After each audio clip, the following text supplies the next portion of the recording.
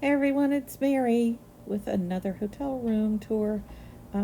This is a hotel room that we did not stay at because it was uh, a very good rate, like less than $70 a night, and near the Houston Medical Center, which we needed a room near the medical center. Um, at first glance, it looks fine, but the ACs were iffy if they were going to really work and really cool the room enough. I like to sleep in a pretty cold room. The bed looked fine.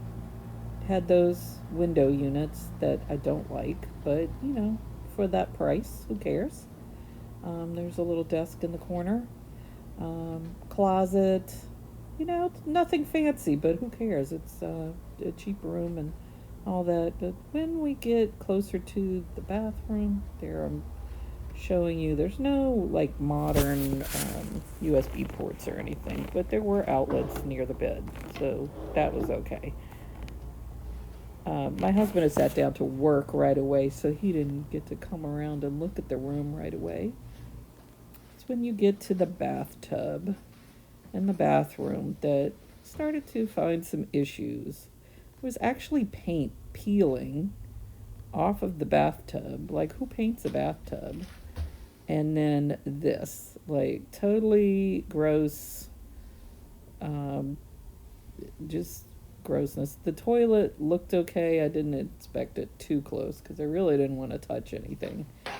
Um, and look at the floor down there. So the floor is peeling up, and there's floor underneath that I figured was full of mold.